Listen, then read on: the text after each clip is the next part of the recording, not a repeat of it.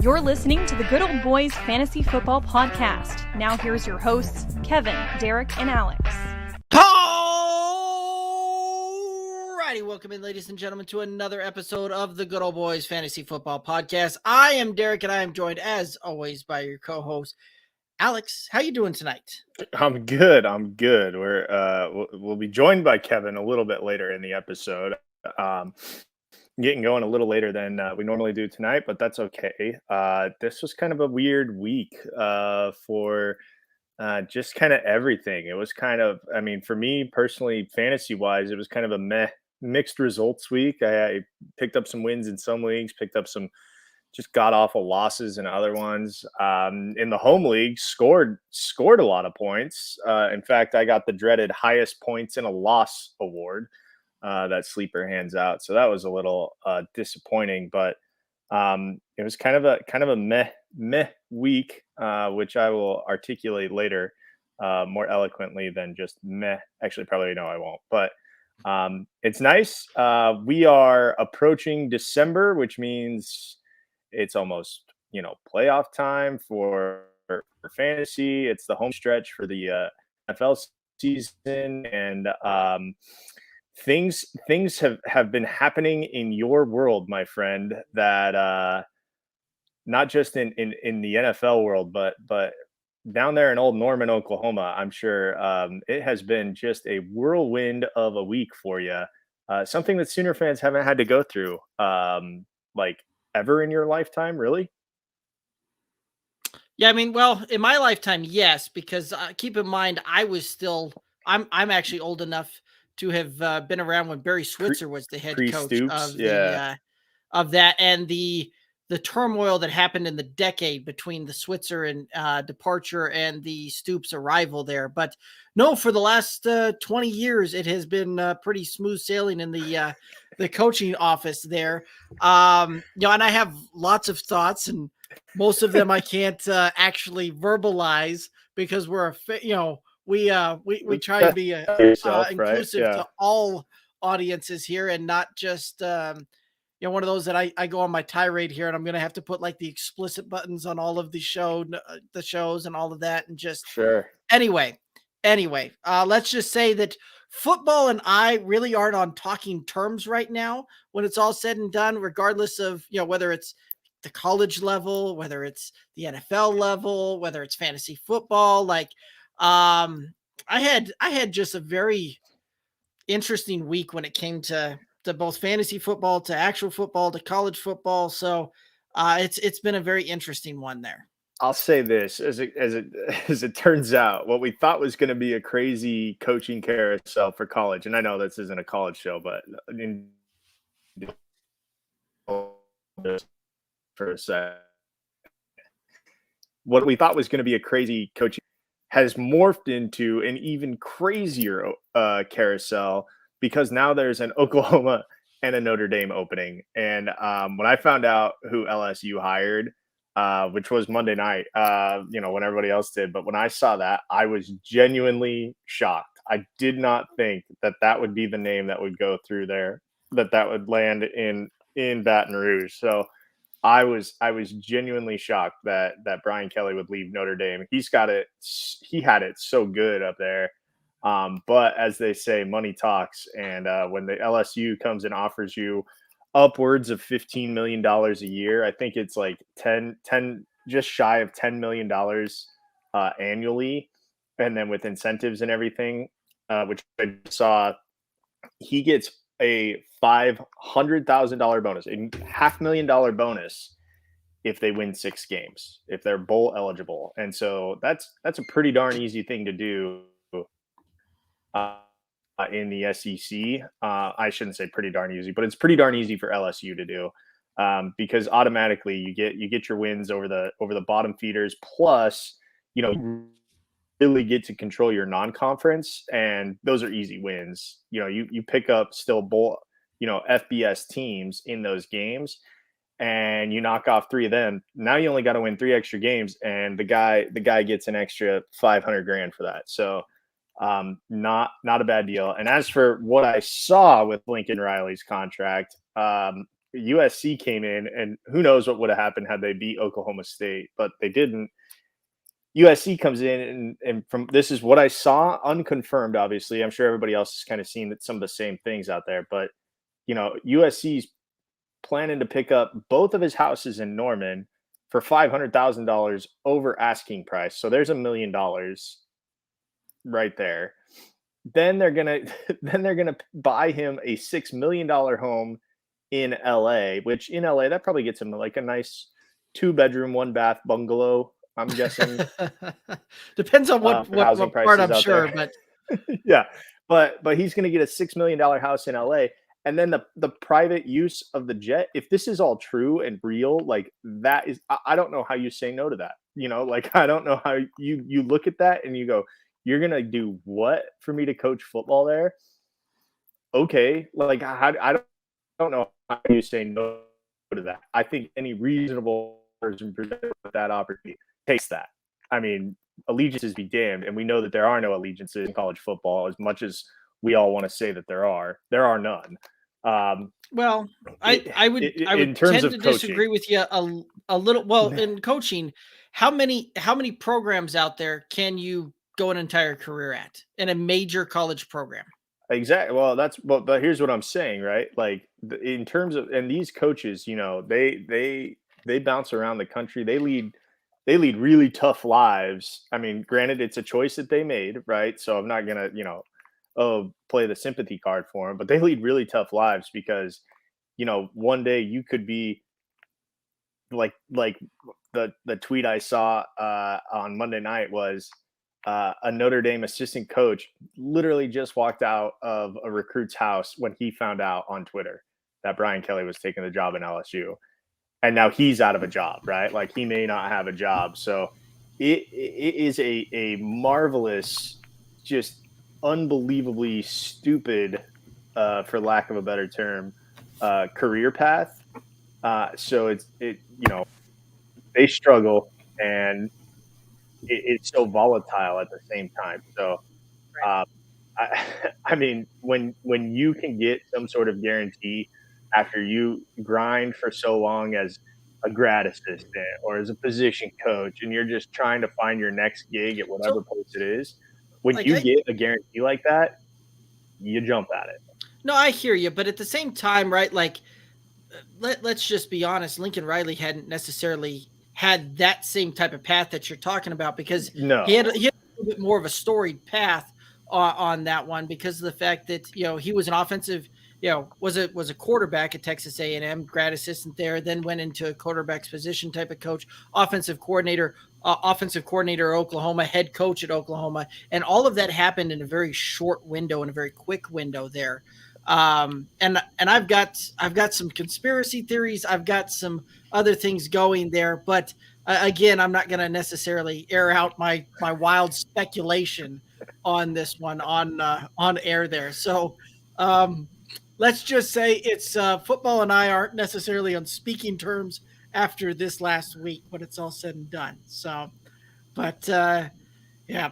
So Kevin, we basically hopped into to Alex and I talking all about the debacle that happened in the college in coaching changes that have happened. Not just Norman, but in South Bend, Indiana, where Kevin, I know you have some family. That I'm sure there's been some words that the Catholics may not approve of when it comes to. They're happy. They're all Purdue fans. Kelly. Like they all went to West Lafayette, so they don't care. I get why Kelly did it. I get it. It's kind of the next evolution of no academic restrictions basically at LSU as opposed to Notre Dame. The last 3 head coaches at LSU have all won national championships within their tenure. That's the one piece that's missing from a Hall of Fame coach resume, right? Like for sure. Brian Kelly's not a bad coach by any stretch. He's done a lot of good things. At the X and O's, absolutely. Wow. And you know what? If this is kind of his next step and his next challenge, then so be it, because LSU's a lot different than Notre Dame. Well, I can imagine it's easier to recruit in LSU because you're in the middle of where the prime college players come from, right? Like you're right there in the middle of Texas, Florida, and Georgia, where primarily the majority of the 5-star recruits are coming out of these days. And you're kind of right there in the heart of it. And you're only a couple of years removed from a national title. And LSU has been a major recruiting college program with consistently like top 10 recruiting classes for the last decade. So they've got the pipelines built and they do incredibly well in that one, to the point where I actually see it easier to recruit out of LSU than it would be over at Notre Dame. Plus the fact is, if you go through and there's a couple of must-win games on your slate, you do that, you get into the SEC championship, there's a good chance you make it into the college football playoff. Whereas in South Bend there's a good chance that you can win all your games and still be sitting at home on the on those playoff bowl games. Oh yeah, we're seeing it this season, right? Mm-hmm. Like Notre Dame is on the outside looking in because the one must-win game that they had, they lost, right? Cincinnati came in there and they handled their business, and now they're on the outside looking in, and it's going to be tough, guys. Like I don't see how Notre Dame gets it in as long as 2 of the 3 favorites win between the SEC, the Big 12, and the Big 10. Right. I don't see how that happens. If Alabama beats Georgia, you're getting 2 SEC teams, guys. And that there's just no doubt about that. Yep. I think Notre Dame needs to be the biggest Baylor fans on the planet, because that's their golden ticket, is for Oklahoma State to look really bad. Then Notre Dame can possibly big Iowa fans too. Big Iowa fans. Yes. Big Iowa fans as well.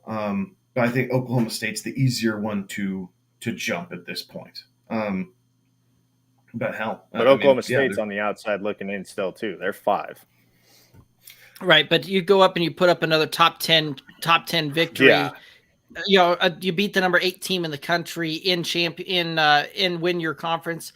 That does a lot of things, and we saw that happen a few years ago where Ohio State leapfrogged a couple of teams ahead of them that were idle that week, and managed to get in. So they go out there, they win convincingly. I think they're probably in, being a Big 12 champion there as well. So, but yeah, we've this is definitely turned into off the rails. College football. We should go back to fantasy football. Talking about Scaredy Riley and him skirting off to USC. Yep, that's Scaredy Riley. That's paid Riley is what that is. That's paid Riley. I have some other that thoughts. Is Scurd. He's gone up against also, Big 12 teams each of the last 4 seasons and gotten stomped by all of them, except the first year against Georgia where they had to come back in double overtime, right? Yeah. But the times he's faced Alabama, it didn't go well. The LSU game was atrocious. Like, he is not a fan. He does not. And here's the problem. The way he recruits and the style of player that he gets for his system, it's not going to change at USC. So his biggest problem is when they face these top echelon SEC teams, the offensive and defensive lines just completely dominate Lincoln Riley teams.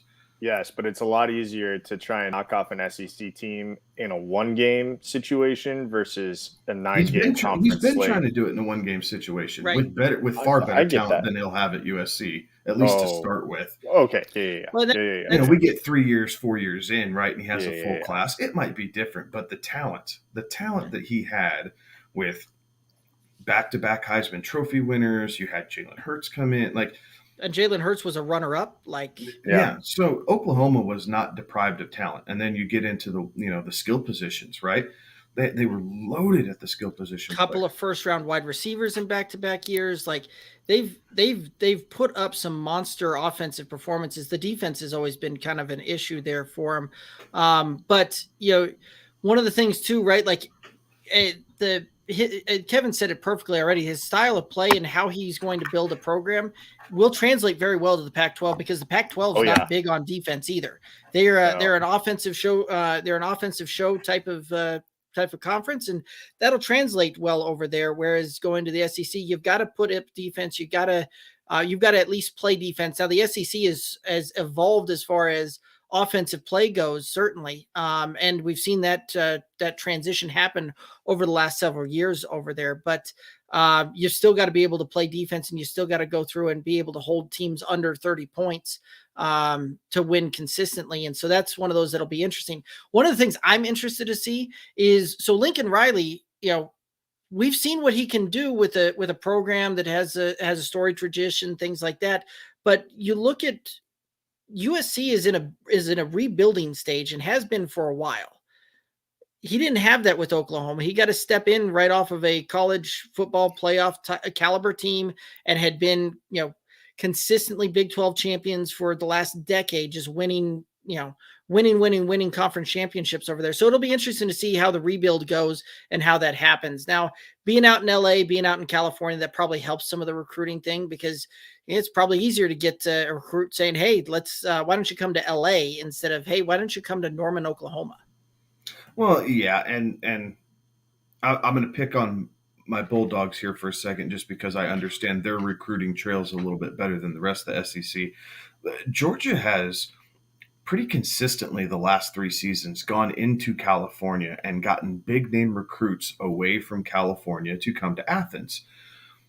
I think step one for Lincoln Riley is keeping the hometown talent. You got to lock down California. Right? Yeah. You have to lock you got to build down a wall around California area and stop that. So that's kind of step one. And I know we're getting off on a tangent, and this doesn't survive or, really have anything to do with what we normally talk about. But in general, you have, on the recruiting trails, you have to lock down California, like Alex said. Like, you have to keep these guys at home and stop the bleeding of the talent leaving for what they perceive as greener pastures. That's what Pete Carroll was able really to do good at in a really great way when USC was at its peak with Reggie Bush and Matt Leinart and the beautiful teams of, what was that, 06 and 05, 06 and 07. 03, right? 04 was when they won their national championships. I think they lost in 05,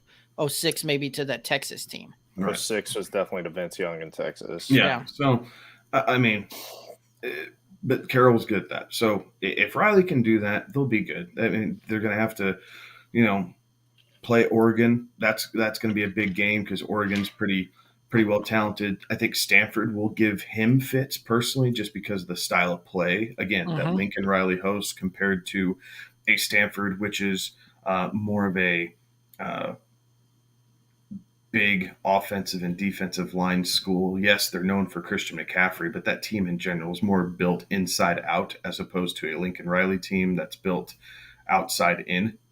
But then UCLA, he shouldn't have any issues dominating pretty well right off the bat. I'm not impressed with what they're doing on that side of LA. Old Chip Kelly. Yeah, and then the random Utah team, right? Utah. Yeah.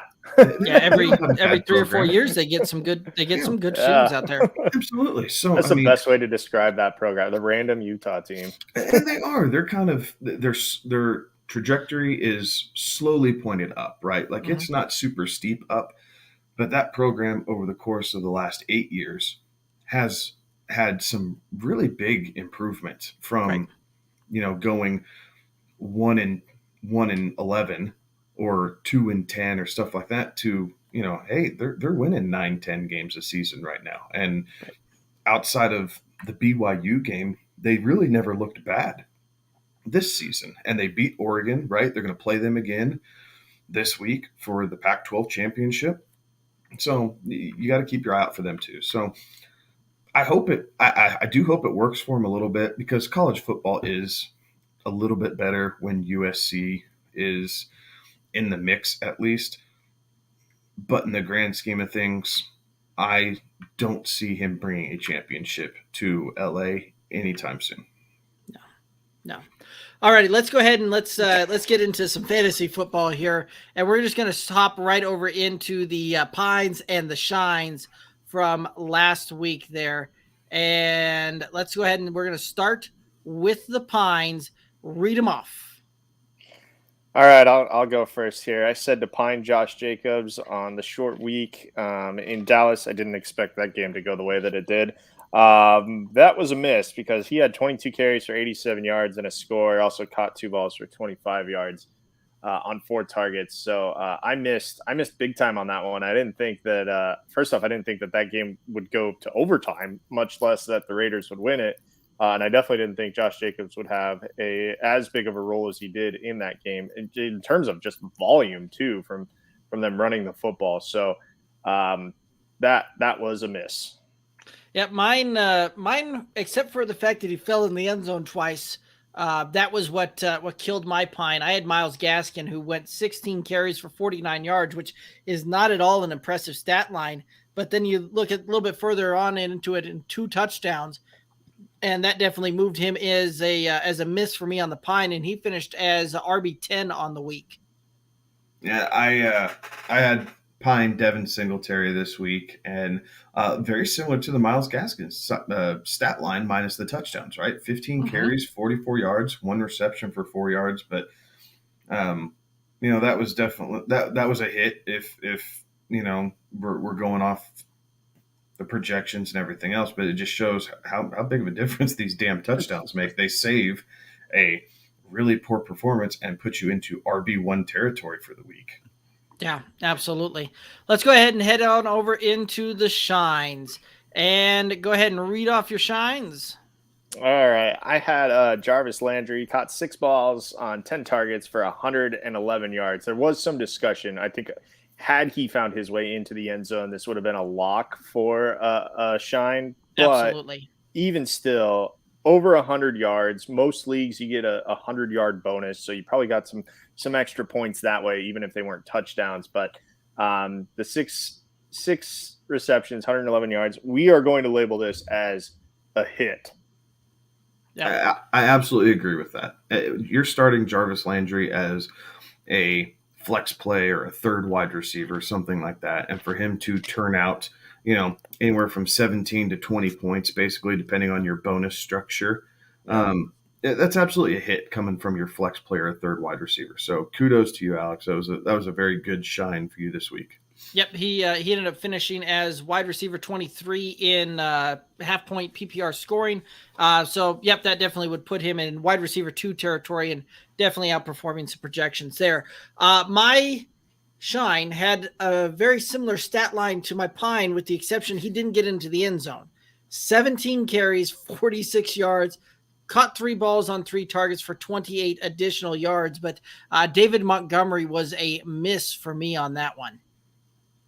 Yeah, my shine was Tyrod Taylor. I had a lot invested into this Houston Texans team this past weekend, and it started out great. Tyrod, threw the touchdown thinking I'm going to be okay, and then he throws the pick, and then he's inaccurate, and then they lose and can't catch up in garbage time. Like, he didn't even garbage time points. Like, that's how bad he was. So 2 touchdowns, the interception, only 2 carries for 30 yards.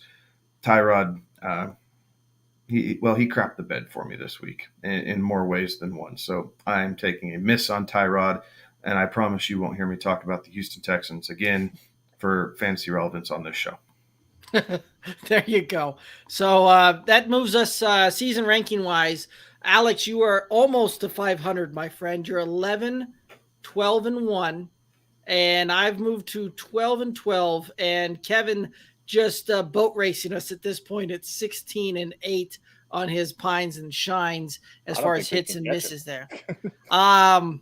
Well, there's 5 weeks left, right? There's 5 games left of this thing. Yeah, you can catch me. You both can catch me. Yeah, I mean that's 10 opportunities. It's going to be tight, but it'll be like if the Colts come back and win the division type of thing over the Titans. It can happen. It probably isn't. So I'm telling you, there aren't any teams in the AFC who want to face the Indianapolis Colts right now. No, and I get it. They blew that game against Tampa Bay, and Leonard Fournette just went buck wild, but the way the Colts play football, there is no team in the AFC saying, yeah, give me a piece of that in the first round. We like our chances.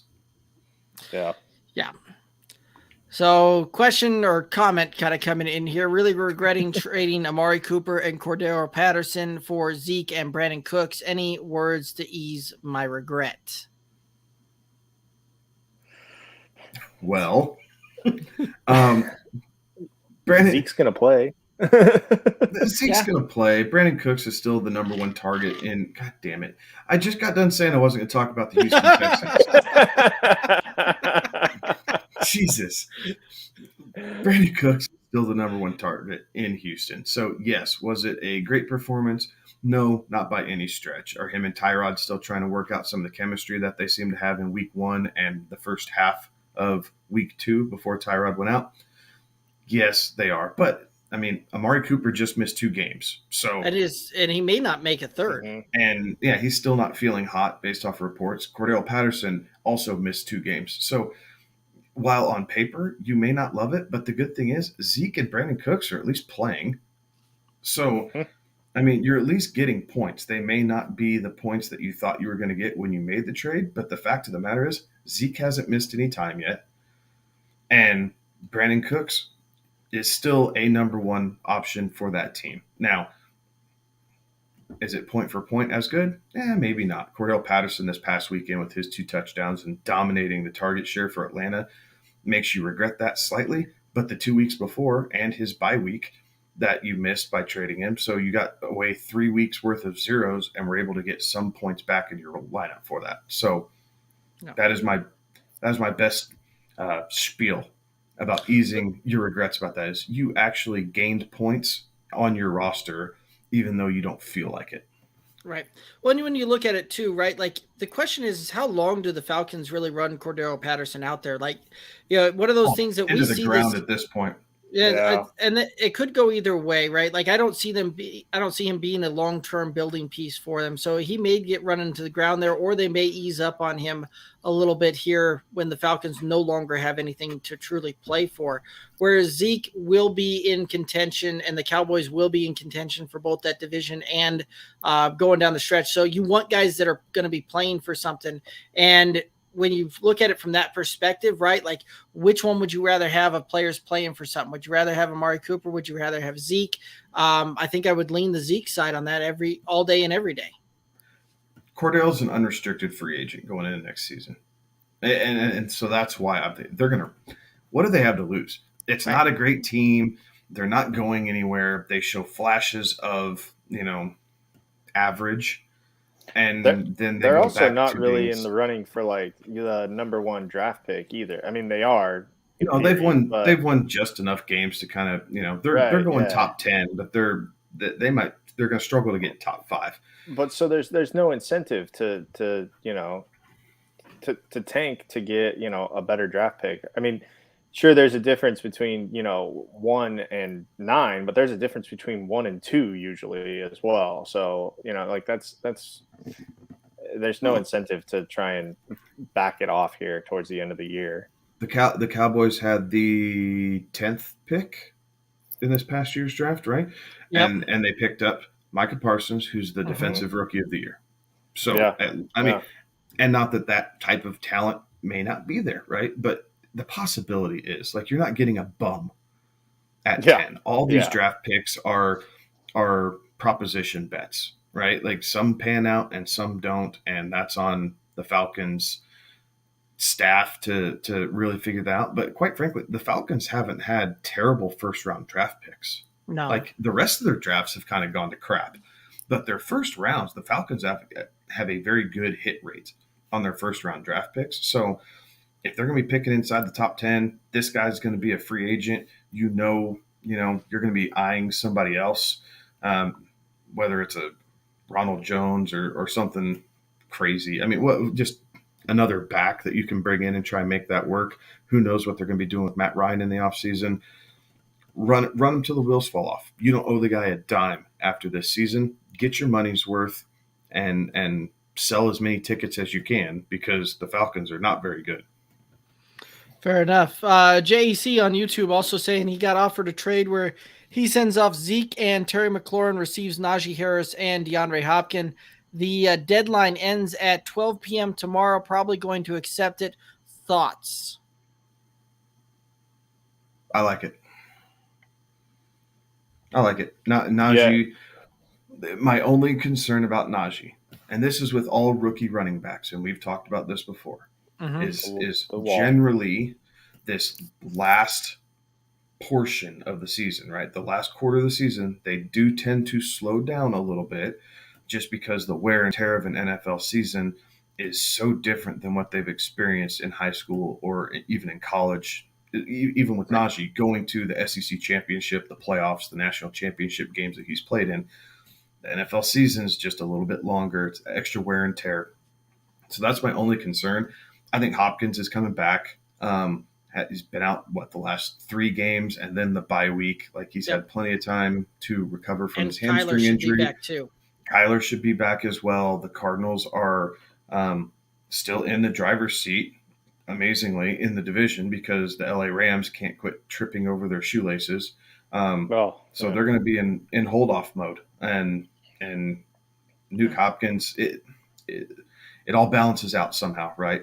And while he may not see 13 targets a game once he gets back, I do think you're going to see more than the 5 or 6 targets that he was seeing previously to him getting hurt. So I think it's an upgrade at running back, and I think the wide receivers are at least on par. I don't think you're taking a downgrade at wide receiver and you're getting a current upgrade at running back. So I'm all about it. Take the trade. Yeah, I like it as well. Alex, any other thoughts? No. All righty.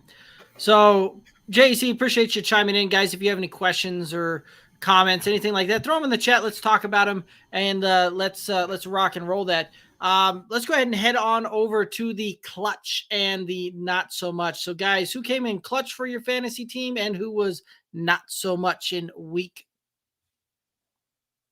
Who was that? Yeah. Who week was 12. not so? Yes. Words 12. tough. Words tough. My clutch was Elijah Mitchell. Elijah Mitchell coming in for a great game against Egan's, I guess, former favorite team in the Minnesota Vikings while he was living up there and covering them. But not my favorite. I said former. 27 carries, 133 yards, a touchdown, 5 of 6 receiving for 35 yards. He did a great job out of the backfield. Debo did too, honestly. Like Debo even kind of ball hawked him on a couple TDs and then unfortunately got hurt with the groin injury. That sucks for him. But Mitchell, definitely my clutch. Very cool. Alex, who was your clutch? I had a just a nobody week. Like there was nobody that was clutch performer for me. Like I said to start the show off, I had the dreaded highest points in a loss. So like I got good numbers out of people. Sure, there were some disappointing numbers, but still they didn't lay an egg. You can make an argument for DeAndre Swift, but I'm not gonna say that the guy wasn't clutch or not so. Oh, I guess we're still talking clutch here. Yeah, nobody really was clutch. I'll get into the DeAndre Swift here in a little bit. Not so much, but nobody was clutch. Yeah. I'd argue that kind of Knox was pretty clutch for you, getting 2 touchdowns out of your tight end position. Nice. Yep. Our scoring system in the home league does dampen that a little bit, right? Because you didn't see the volume with that. But in any other situation, having Dawson Knox, you were super happy Thursday night as you were fat and rolling around from eating all the turkey and potatoes and stuffing and everything else that, your tight end rolls out of bed and catches 2 touchdowns. Hey, I'm starting the week off on the right foot. You're pretty happy about that. Absolutely. My clutch was one Mr. Dak Prescott, who went 32 of 47 attempts, 375 yards, 2 touchdowns. So that was my clutch. And I really was looking forward and really thinking that this team was going to be off to a great start. And then the rest of the week happened, leading to the point of football and I really aren't on talking terms right now. But let's go ahead and move on over and let's talk about the not so much. So who was not so much for your fantasy team? I'm going to say for me is Aaron Jones. I bought into the hype that he was playing and he was going to get his workload, and the Rams had been giving up quite a bit on the ground here leading up to the game against the Packers. And Aaron Jones just couldn't get it working, guys. 10 carries for 23 yards. I mean, 2.3 yards a clip for Aaron Jones is crazy low. Wasn't able to get anything done through the air either. Missed his one target. So he definitely put up a bit of a stinker for me. Luckily, my team was able to overcome thanks to a great IDP Monday night performance. But Aaron Jones on my not so much list this week. Again, mine was a meh week, and you could say DeAndre Swift, but he got hurt. It wasn't that he didn't, play or wasn't involved in the offense. He got hurt. So that one kind of stung a little bit. It could have used a big week out of him, but again, like my team wasn't horrible this week. It just wasn't good enough against the guy I was playing. So I don't have a not so much either. While some guys, Saquon fell short of projections, which I think were a little unreasonable to begin with. Montgomery again didn't have that great of a week, but I still got, decent production based on our home league scoring. And so it just wasn't, there was no clutch performer. There was no not so much performer for the off constantly bunch. It was just a meh week that, if I was playing somebody else, might have come out with a W. I think you came out and just looked flat, I think is how they put that in actual NFL terms there. You showed up, you were at the stadium, you played, you put some points on the board, but just overall, just kind of flat across the board. I think wasn't is a our good week. way to describe This wasn't it. our week. Yeah, there you go. Mine not so much. I had a lot of them, and quite frankly, I'm this fantasy team that I was really thought was geared up to make a very big championship run here, and very much going to be a force to be reckoned with when it got to playoff time in the home league. I am beginning to wonder if that is going to really be in the possibilities now. CMC was in there. Dalvin Cook also in there. Both of those guys going down to injury. CMC is being shut down for the rest of the year. Dalvin Cook's going to miss some time. Luckily, it made a trade for Alexander Madison, so that'll help. But several kind of not so much is there, and all of them due to injury. So I'm not going to really beleaguer the point there, but just an overall, I had a lot of positional guys that normally come through and step up for me and play well, just not perform up to expectations, and had early weeks because of some injuries there. So kind of a mixed bag for the Mean Machine squad there.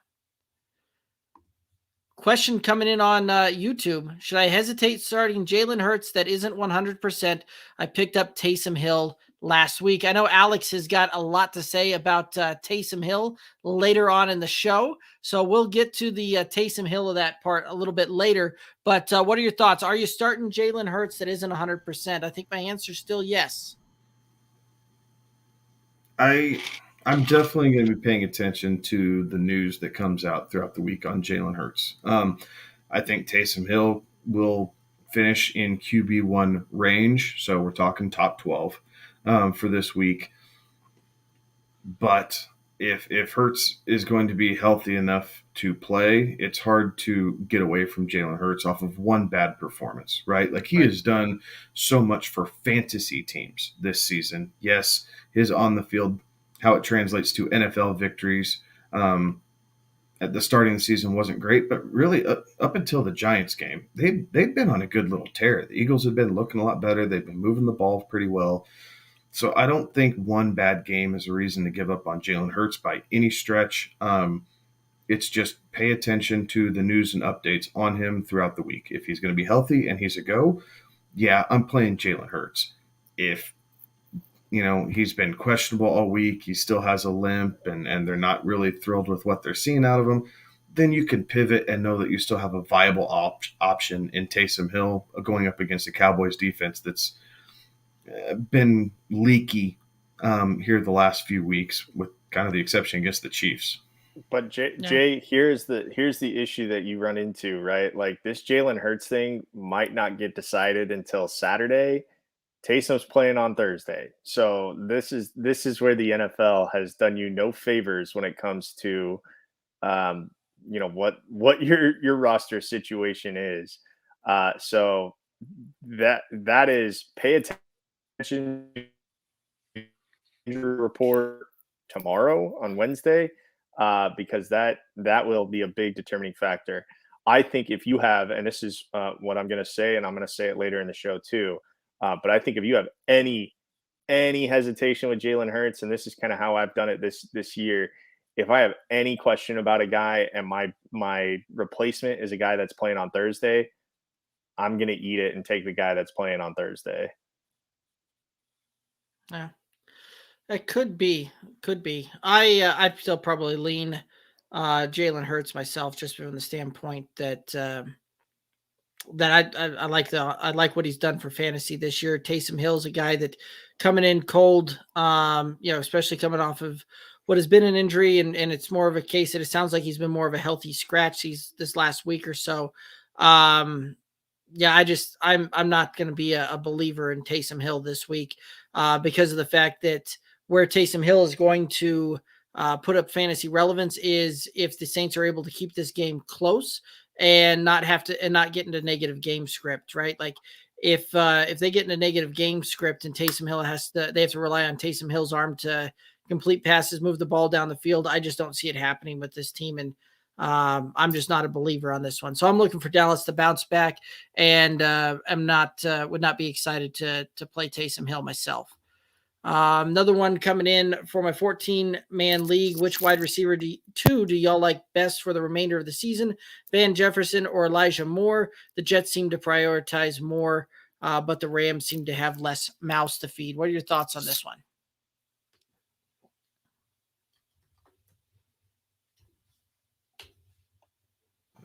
I think I'm going to lean Elijah Moore on this one.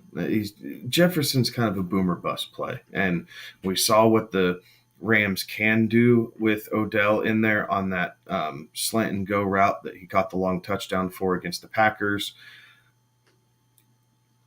I don't know how consistent that's going to be, but Van Jefferson's kind of the same deal. Like, it's going to be the Cooper Kupp show from here on out, guys. Like, I think you will find you will see McVay finding all sorts of creative ways to get Cooper Kupp an insane amount of targets, and Matthew Stafford absolutely loves that security blanket.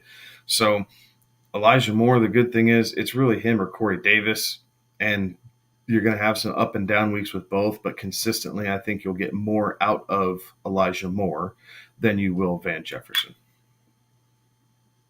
Alex, any other thoughts there? Yeah, I think with Beckham Jr. Being there in LA now, he is kind of the eye candy for the defense. And now that he's, put something on film, defenses will pay attention to that. So that's going to open up things for Cooper Kupp. We already know what Cooper Kupp is. So there's a lot of, things that will keep defenses occupied. And I tend to, they're going to get Cooper Kupp in early in the season to, get back to winning. And that's getting Cooper Kupp the football and, marching down the field that way.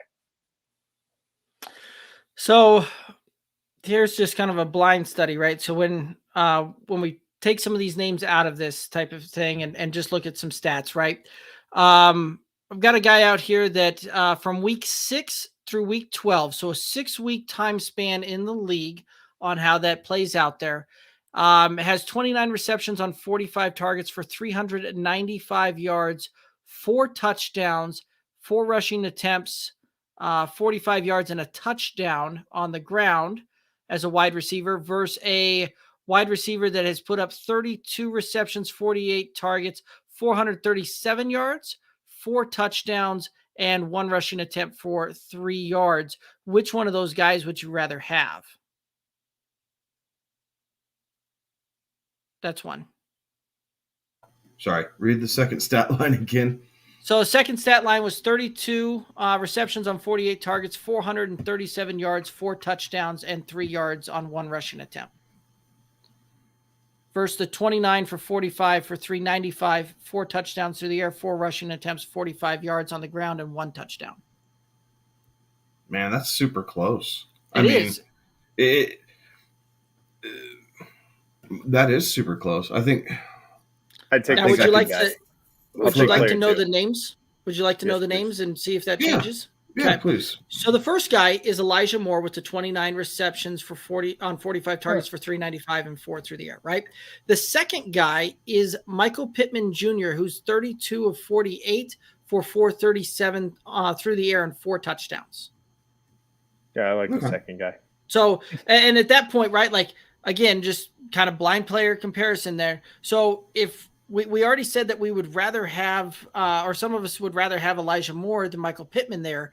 So the same thing holds true, right? Like, who would you rather have, Michael Pittman or Van Jefferson? The answer is going to be Michael Pittman in that situation there as well. And again, sometimes you got to go through some of these exercises to do some of these blind player comparisons, but just kind of give you a look behind that and see some of those things. But Elijah Moore, from week 6 through 12 of the NFL season right now for fantasy football, is the 8th ranked wide receiver during that time span. And that's a big time span for fantasy football when you're talking 6 weeks there. You're talking half of the season that's been played. He's the 8th wide receiver on the back half of the season so far for your fantasy roster and half-point PPR scoring. And Van Jefferson is not, I have to scroll way down here to find him down there at wide receiver 31 during that same time span. And I think that you've got enough of a trend and enough of a track record going forward to say this is replicatable and this is duplicatable for the back third of the season and in through a championship type of run for me with Elijah Moore. God, it's scary to trust a Jet. Yes, it is. But and part of that's the stigma, right? Like, oh man, but the numbers speak for themselves, and he's had a great run. I mean, and even with their bye week being week 6, so Pittman actually has an extra week of stats built into the comparables that you gave us. So, right, because they don't have they're off week 14. Right. So Elijah Moore, you can take it. Yeah. So JAC, I think we've answered that one for you there as well. Cool. So he's saying, is it wrong to be glad that he stashed Madison? He seems to excel when he's the only guy, and he loves the matchup this week. Yeah, he's playing Detroit. Alexander Madison, and I've got some thoughts on Alexander Madison that we'll touch on later in the episode here as well. But yeah, he is going to have just an amazing game. So you did the smart thing there by going out and getting the handcuff there on that one. Don't ever be upset for the long con if it pays off. Right. And I went out there and did that something similar in this last week. I traded off J.D. McKissick, who had been a flex-worthy type of play for a running back in a lot of weeks there. I went on and traded him away to get Alexander Madison, bring him over because I have Dalvin Cook rostered there. So, one of those that sometimes you got to go out there and you got to get the handcuff and you just got to make things happen there. So kudos to you for making sure that you have a handcuff for a premium back like Dalvin Cook. Alrighty. Well, let's go ahead and Alex, let's go ahead and talk about some props fantasy here. And I am sad to announce that the team that we were very high on last week when we were talking about it did not make it through to to that. We ended up losing. So congratulations to Joe Pisapia over at Fantasy Pros for defeating the good old boys in our attempt to go out there and try and win a Props Fantasy Tournament of Champions championship. But we are eliminated. So unfortunately, that is how short-lived. Yes, it was. And yeah, we put together a good roster, right? We had Dak out there. We had Terry McLaurin out there. We had to start Tyler Boyd there as well. But then we also had Dalvin Cook, CMC, Mark Andrews. Not good. Ramondre Stevenson. Yeah, we were looking to be just rolling on that thing, and it just didn't turn out there. So it is what it is. And now we get to sit back, and now we get to go through and try and pick the games for the remaining of the Tournament of Champions here. And that's where we're going to head over to and do is rock and roll that there. So let's get that pulled up here. And so looking at it, the teams that are left, the teams that survived are The Dynasty Nerds and Fantasy Pros, they are going to be facing off there. And Fantasy Pros was the team that just knocked us out of the Tournament of Champions here. But let's go ahead and take a look at the matchup here, Alex, and see what our thoughts are on this one. So you've got Dynasty Nerds starting Aaron Rodgers, Devontae Adams, Nick Chubb, Mike Williams, Darren Waller, Stephon Diggs, James Robinson, going up against Matt Stafford, Deontay Johnson, Devonta Freeman, Nick Chubb, Dawson Knox, Jacoby Myers, and Elijah Moore. What are your thoughts here? Which side would you lean? Well, I'm going to go with Joe just because Rodgers and Adams are on a bye this week, so that's going to be a little tough for him. And Waller's likely to miss time. Right. Does he have a backup? Who's his backup quarterback here? Joe Burrow, possibly? Let's see here. We're going down there. Yep, Joe Burrow would probably be the backup there. It has to be. Tannehill's the only other one there on a bye, too. Guess you could play Stafford and match up. That would be something. Holy cow, what a roster. Yeah. That's a deep league, it looks like. But Tyreek Hill's down there on the bench. So you can imagine that Tyreek Hill is going to take the place of a Devontae Adams. You've got Joe Burrow most likely going to take the place of an Aaron Rodgers. And then tight end wise, you're looking Gerald Everett. I'm guessing this has to be a dynasty type of roster with I would hope so. There. My goodness. Yeah. In like a 4-team league. Well, and that would he's from Dynasty Nerds, so I'm sure that it's a dynasty roster that he's rostered here. So yeah, I mean, looking at that, when you plug Burrow in, you plug Tyreek in there, you plug Gerald Everett in there. It certainly makes the matchup a little bit more even there. So it'll be interesting to see how this one comes to play. But which side are you leaning, right? Like when you look at it, you have both Nick Chubb, the Nick Chubb is basically canceling each other out there. Could have a Stafford cancel each other out too. That's in play. You certainly could do that where you go through and you get Matt Stafford in there. And then you're talking about Tyreek versus Deontay Johnson, Mike Williams against Devonta Freeman, Gerald Everett versus Dawson Knox, Stephon Diggs versus Jacoby Myers, and James Robinson versus Elijah Moore there. And I'm not going to lie, I think I kind of want to lean towards the Dynasty Nerds if we see these changes take place. Yeah, if those changes happen, I think it's you got to give the Dynasty Nerds a leg up there. Not by much, but a leg up for sure, which is sad because you always, I think, anytime you lose, you kind of want to see the guy who beat you, take the whole dang thing. That way you can say you lost to the winner. But I feel like Joe's got his hands full this week, so I'll go with the Dynasty Nerds on this one. We thought Joe had his hands full last week, and he emerged victorious.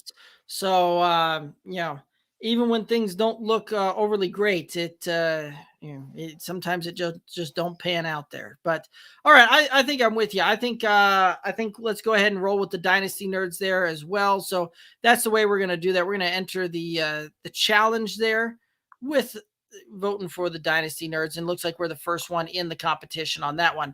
Let's go ahead and head back to the arena here and look at the other matchup here, where you've got the Devi Royal going up against Ball Blast. And let's look at the matchup here. This should be an interesting one. You got Patrick Mahomes versus Lamar Jackson, DK Metcalf versus Cooper Kupp. Actually, you got DK Metcalf versus DK Metcalf, Deontay Johnson versus Cooper Kupp, Michael Gallup versus Darnell Mooney, Cordell Patterson versus Saquon Barkley, Clyde Edwards-Helaire versus Darrell Henderson, Mark Andrews versus TJ Hawkinson, Schultz against Deebo Samuel, and Deebo looks like he's going to miss time here, and then Tony Pollard versus Elijah Moore. What are your thoughts? Which way you kind of lean in here? So as you were kind of reading them off, I was, kind of doing the which side. As that roster sits right now, I had 5 for Ball Blast and 3 for the Debbie Royal. So I will take the Ball Blast side. Gotcha. Yeah, that Ball Blast side I think is going to be a tough one there, because I do think that you're going to see them just kind of come out the gate swinging on this one. I like all of the different matchups that they got there, especially when you go player for player like we did there. And I see Ball Blast winning more of those matchups on a head-to-head basis than what I think the Devi Royal is going to be able to do there. So, Alex, I think I'm with you. Should we go ahead and roll with the Ball Blast? Let's do it. Alrighty, so we're going to go ahead and we're going to enter the challenge here, voting for Ball Blast there. And boom. So looks like there's actually one person voting for the Devi Royal and one person us voting for the Ball Blast there. So that should be an interesting matchup there. So guys, again, if you haven't gone over here and checked out Props Fantasy, you need to, because it is a lot of fun, and you can go through and you can do like we just did there, where you can you can go through and you can pick winners. You can say, hey, I like this matchup against this matchup. And you can pick pick which team that you want to do it. Now, again, for some of these deals out there where you've got, for instance, Alex and I and Kevin, we're all in a ton of different leagues out there, to the point where sometimes, we have one lineup that we would like to face off against another lineup there. And, short of heading to an Excel spreadsheet and trying to do all that kind of nonsense. And then, you get, I'm not gonna lie, I get kind of bored entering that in halfway through. And you're trying to, manually do that. No, Props Fantasy has the platform already there and built, and it's amazing. So you can hop on there and enter your teams, and you can set it, right? We just went through and you saw a whole bunch of different teams in the arena where there were open challenges. You can challenge somebody that you think that your roster stacks up better than their roster. And it's just an absolute blast and a lot of fun. So you can go through and you can pick your teams. You can say that, hey, my team is better than your team. And you can actually showcase it instead of having a hypothetical, philosophical type of debate on that one, or trying to go to the tape there. And then sometimes you get the weird scoring issues that come up, so you can't even necessarily take that. They've taken all of that guesswork and all of that issue out of play already. So the point where you can simply enter your team and you can match up against another person or match up against your buddy, even if you're not in the same league there. And it is a game changer for fantasy football there. So Kevin, we went through and picked the winners that for this coming week in the props fantasy tournament of champions. We unfortunately did not make the cut there with some of those injuries that we discussed there, but we're going to go ahead and we're going to ride with the Dynasty Nerds team and the Ball Blast team there. And we're predicting to see those two meet up in a championship there. So should be a very interesting and a very fun ride there. And I know that you've been playing around with it a little bit there too. And I know we've all been playing around with this behind the scenes. Any other thoughts as far as, fantasy or props fantasy goes? I think you were touching on it, right? It is super user friendly. It takes, getting on the website in 5 minutes of kind of playing around with it to understand what you need to do, and the fact that it syncs up and you can upload and it updates automatically as I change my roster in Sleeper or Yahoo to the Props Fantasy website. So super user friendly, and there's a lot of cool things to come, right? In our conversations with the developmental team there and what they have as far as a vision goes, now's the perfect time to get in on the ground floor of something new, something that you can kind of help make your own as you're in these beginning steps with Props Fantasy. But it's going to be a lot of fun here for the rest of the season and going into new seasons as they get basketball, baseball up and rolling, and then next season when football hits again. Absolutely. Yeah. It's one of those things that I've really enjoyed, just kind of hopping on there, looking through some of the different rosters and looking through some of that. And it's always interesting too, to see, just like we saw on that one where we're going through that, some of the different lineup constructions, and it makes you kind of wonder too, how some of these teams are going through and what their actual league setup looks like there. So very, very interesting. And it's been a ton of fun. The guys over there at Props Fantasy, again, anytime we have a question, very, hop on it and answer any of those questions very quickly. So amazing team that they've got over there, and they're really doing some amazing stuff there. You can find make sure that you're hopping into the show notes down below, the description down below. You can find a code to get over there and help vote for some of these teams and kind of help support some of those things there as well. So be sure that you're doing that and check out propsfantasy.com and get started on all the fun. So guys, let's go ahead and we're going to just touch on the waiver wire real quick. We've got the waiver wire, the full waiver wire rankings up on the website, goodoldboysff.com. You can head over there and check out the full waiver wire rankings. But real quick, just give me one or two names that pop out that are a must add besides Alexander Madison for the waiver wire. Taysom Hill. Okay. Alex, what's a name for you? Oh man, you took both of the ones that I was going to say, Madison and Taysom Hill. I will say that somebody to look at, Jamal Williams. Oh, that's another good one there as well. Yep. Jamal is our number one, or one of the top running back waiver wire ads there as well. So guys, you bonus, can see Chuba Hubbard. Yeah, that would also be a good one there as well. Amir Abdullah does scare me just a little bit on the handcuff play there, and Cam scares me a little bit there as well. But you can see the full waiver wire rankings up on the website, goodoldboysff.com. And you're more than welcome to reach out on the socials, anything like that, with any questions. One more for that. Sony Michel. Yes.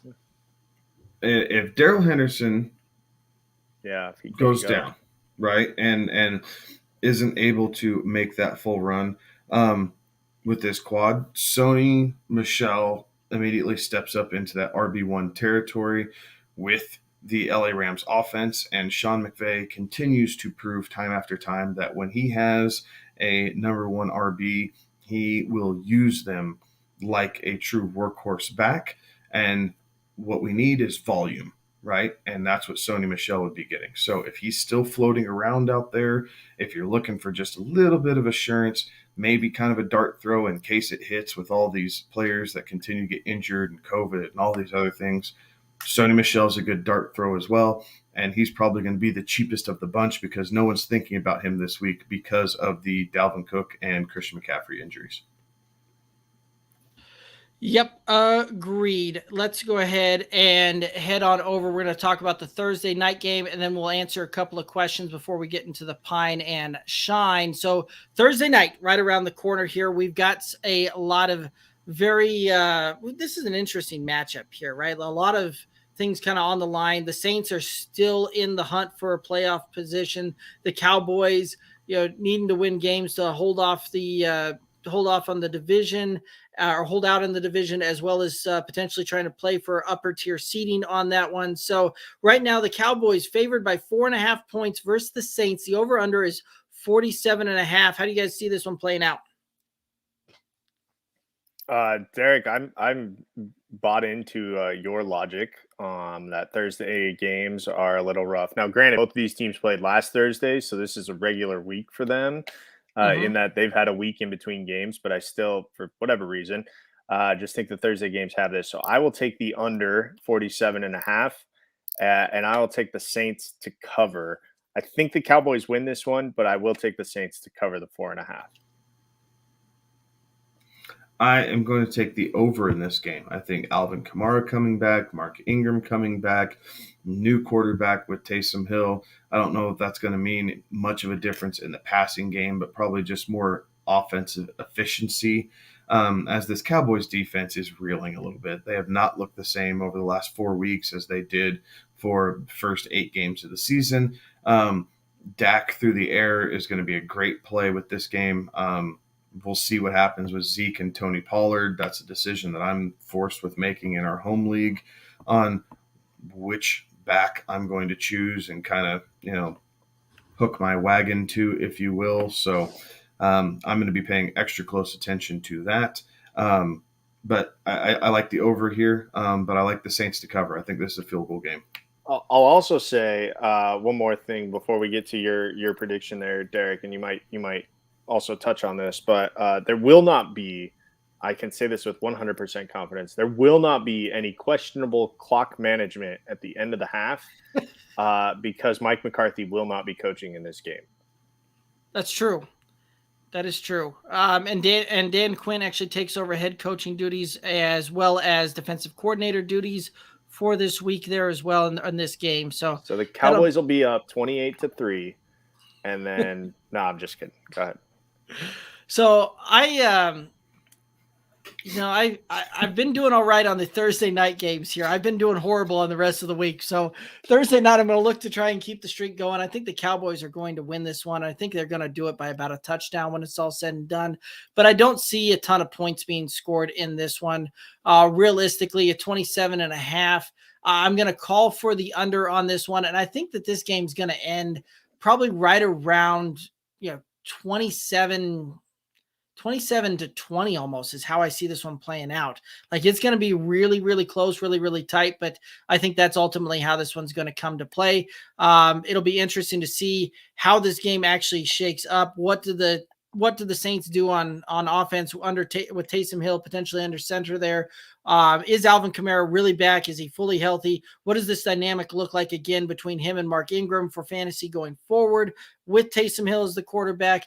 Does Amari Cooper play in this one? Does that, and what is Zeke's role in this game? Is he really going to play? So there's a lot of things that are at play in this one. And with a lot of storylines, things like that, I think that starts to favor the under, and I think that starts to favor the team that's favored in this one as well. So that's where I'm going, and that's kind of my thought process and where I'm at on this one. Any other thoughts on the Thursday night game? Since you called your shot, I'll call mine. 24-20 final. Oh, okay. Kevin, care to take a shot? 24-21. Like I said, 3-point game. I think we're all kind of right there in that wheelhouse. I don't expect either team to go gangbusters. That doesn't hit your over, by the way. No, it doesn't. Did I say? Oh shit! I did say over. You want to change that to another? Oh, would you like to change this? Yeah, final answer there? Yeah, 27-24. There we go. There you go. There we go. Okay. All righty. So a couple of questions coming in here, and JAC, we appreciate the kind words there, saying this channel is underrated. Y'all like the stream. These dudes are for the people. That is what we're here to do, is try and help you guys win cash and trophies. So anytime we can do that, that is what our purpose is of doing this show. So appreciate those kind words. Let's head over. Guy offered 4 individual trades for James Conner. The 4 trades include his top 4 receivers: CD, DK, Chase, Marquise Brown. I think James Conner's value will be lowered once the playoffs hit. I think too, once Chase Edmonds comes back, you're probably looking at that one there. Which you went on to say there. The other running backs are Zeke, Madison, Cook, Damian Harris. The receivers are McLaurin, Brandon Cooks, Justin Jeffersons. Which of those 4 receivers would you take over Conner, if any? And he needs another receiver because he has an offer that he'll accept tomorrow morning where he receives James Robinson for Terry McLaurin. So I like this. Take Jamar Chase, and that's what I was saying as well. Be happy about it. I don't want any part of DK right now. Nope.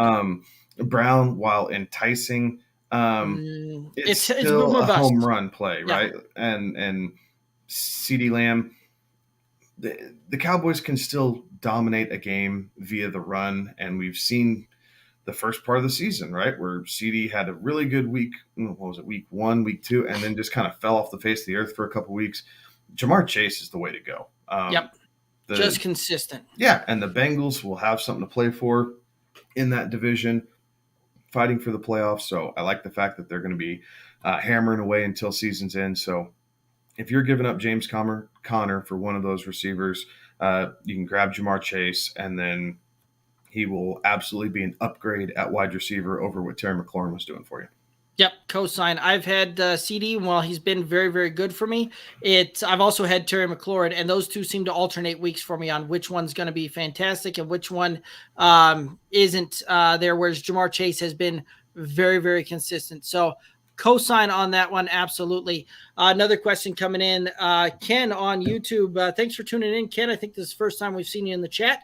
I lost Debo this week. Who should I start, Rondale Moore or Elijah Moore? That's an easy smash of Elijah Moore for me.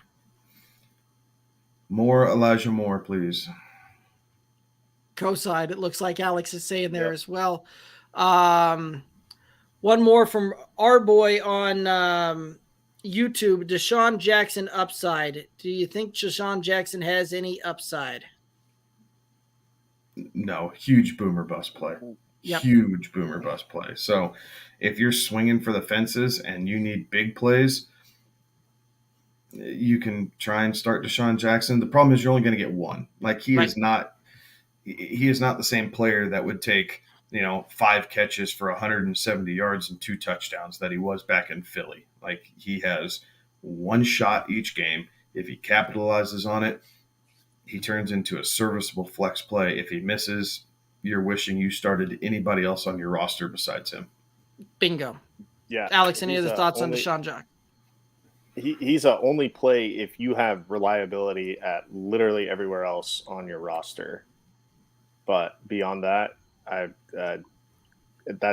is a huge risk with Desean Jackson. I would agree. Guys, let's go ahead and head on over into the Pine and the Shine for week 13. So who you got that's riding the Pine for you week 13? All right, I'll start this off. I'm swinging for the fences again this week. I kind of went pretty hard last week and fell flat on my face when it came to the Pine, but I'm gonna say that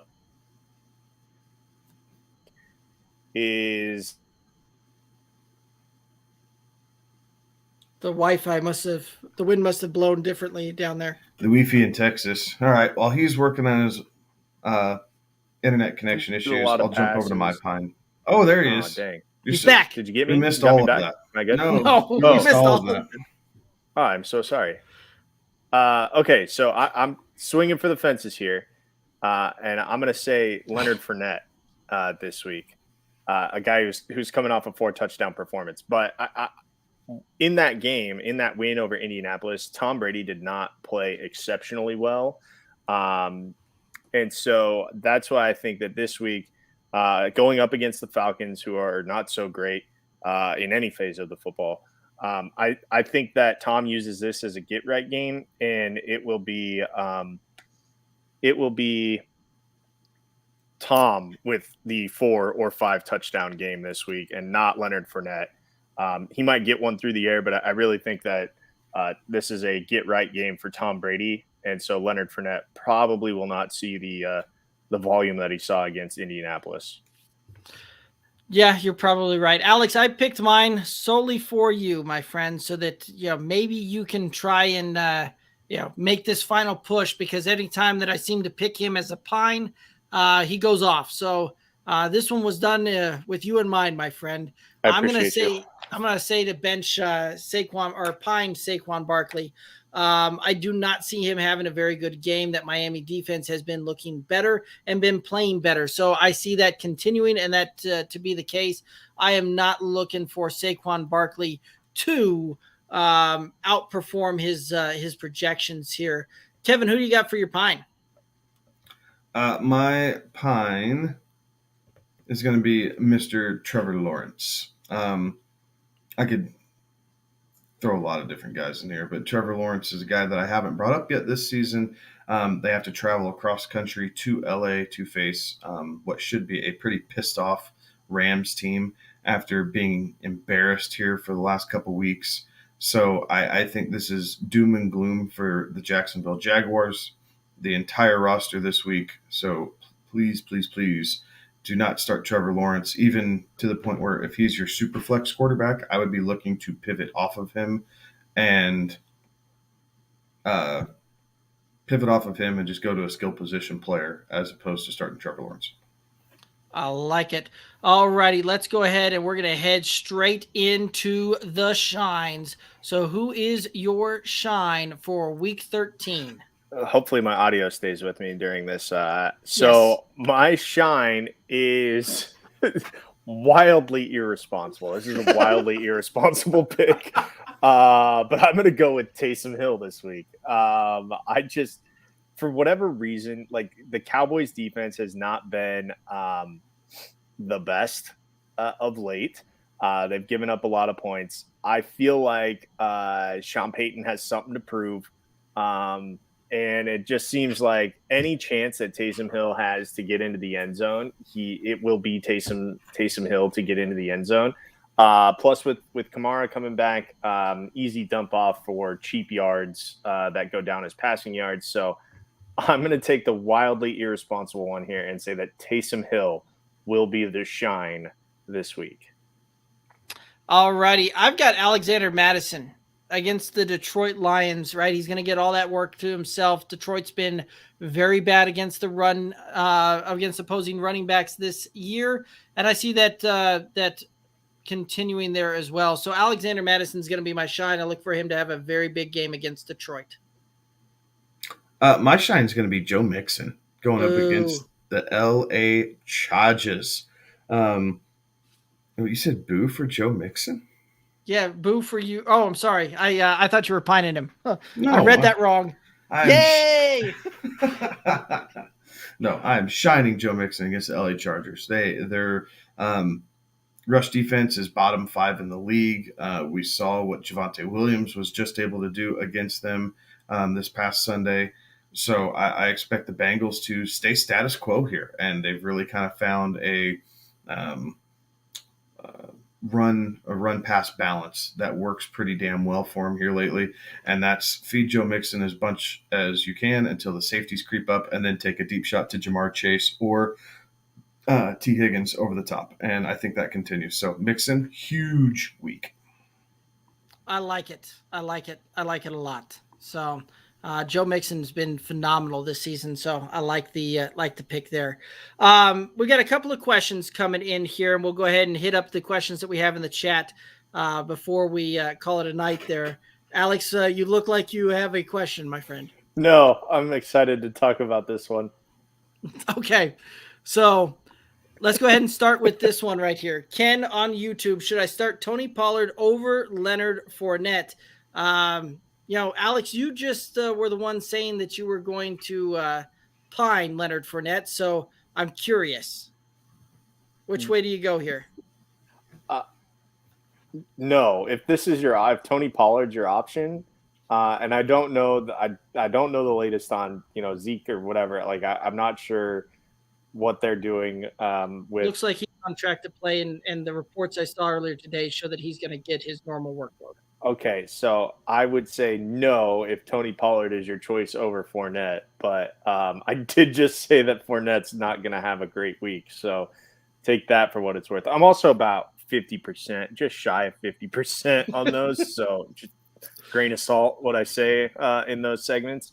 But I would say no. I would not start Tony Pollard over Leonard Fournette, even though I don't think Leonard Fournette's going to have a great week. I don't know that Tony Pollard would have much of anything to offer.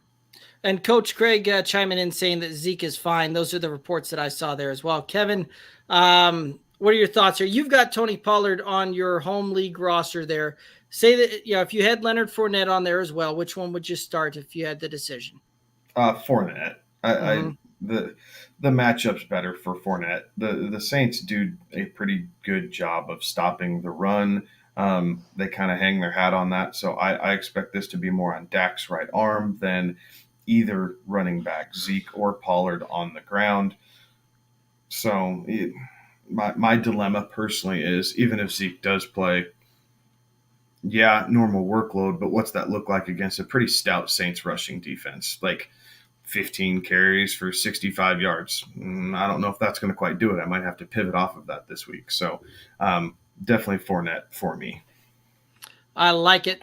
Another one coming in. Jonathan on YouTube is asking, traded Van Jefferson, Antonio Brown, and Kelsey for Jamar Chase, Hunter Renfrow, and T. Higgins. Win or loss, have Knox as his tight end. What are your thoughts here? Jesus, that's a great trade.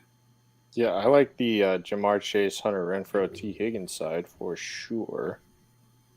Yeah, I do too.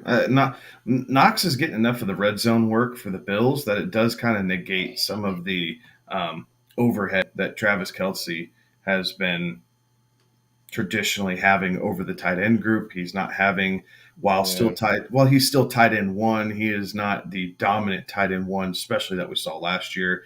Jamar Chase and Hunter Renfrow, I think, easily cover what Antonio Brown and Van Jefferson were doing and then some, and then you add Higgins into boot. So I think you won this. I like this. It sets you up at wide receiver to play matchups and really have some good depth here for the playoffs. Yeah, I kind of like it as well. The only thing that does concern me a little bit is that you've got kind of the wide receiver handcuffs there, which is always kind of an interesting deal. But no, I think you came out way ahead on this one, and I do like the Chase, Renfro, and Higgins side of that. Absolutely there.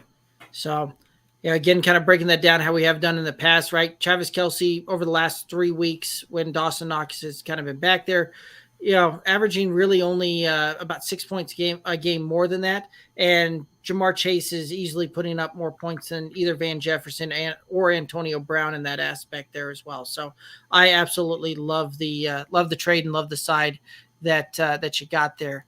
Guys, I do believe that's going to take us down here about to the end of it.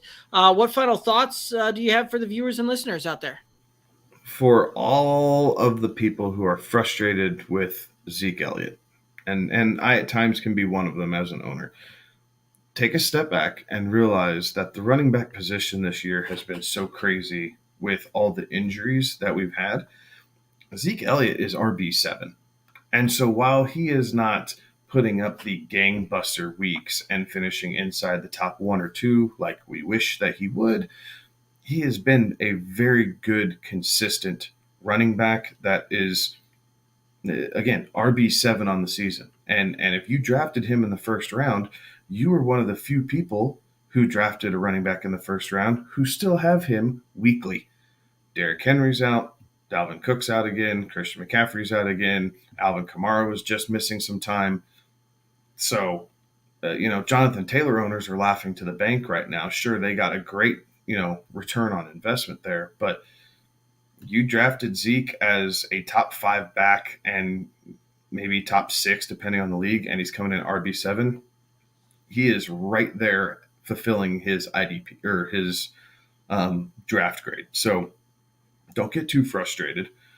Be appreciative of the consistency of his availability to play the games to where you're not having to pivot to crazy options like Ty Johnson and Tevin Coleman and, shots in the dark of Alex Collins and the likes of that. So I understand the frustration, but look on the bright side. At least you have a running back you can plug in your lineup weekly.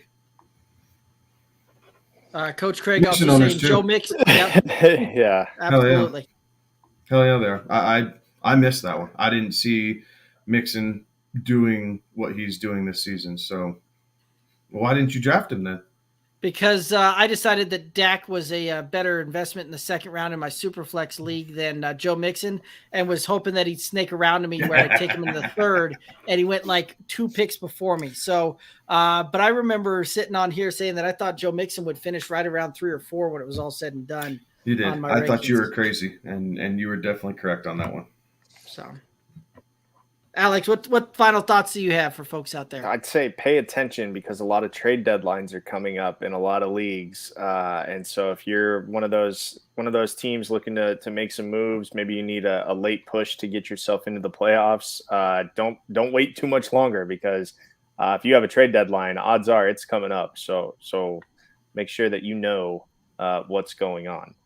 Yeah, most leagues that I'm in with a trade deadline was last week or this week here. So you were right up against it and make whatever deals that you need to make to make that championship push there. And again, if you guys have any questions, you can certainly reach out to us on that one. Find us on the socials, Twitter, Instagram, Facebook at Good Old Boys FF. Looks like we do have one last comment here one last question before we sign off here. JAC is wondering, Dolphins defense or Rams defense this week? Which way you guys lean in here? The Dolphins playing the Giants and the Rams playing the Jacksonville Jaguars. Dolphins if Daniels doesn't go. Rams more consistently because they're home against a pretty pathetic Jacksonville Jaguars team. I'll lean Dolphins. Their defense has been pretty stout over the last couple of weeks. I think they've figured some things out. Daniel Jones is listed as doubtful as we record this, so I'll lean Dolphins. Gotcha. So split panel there. I kind of lean on the take that Kevin gave you that if Daniel Jones plays, I probably pivot a little bit there and look more at the Rams. But even if Daniel Jones does play, I think the Dolphins are still a pretty decent start there. Daniel Jones has a tendency to throw interceptions and put the ball on the ground. So wouldn't surprise me if that holds true yet again. So I'd be good playing either one. I'd probably lean a little bit towards the Dolphins if Daniel Jones doesn't play, and the Rams if he does play. Hope that helps you out. But guys, I think that's going to take us down here to the end of it, and that's we're going to call it a night here. Thank you very much to everybody that's tuned in and threw comments in through comments and questions into the chat. We very much appreciate everybody tuning in and watching this. One of the biggest favors that we're going to ask of you guys is to head over to YouTube, go to the Good Old Boys Fantasy Football Podcast YouTube channel, click the subscribe button, ring the bell, and catch us every time we go live.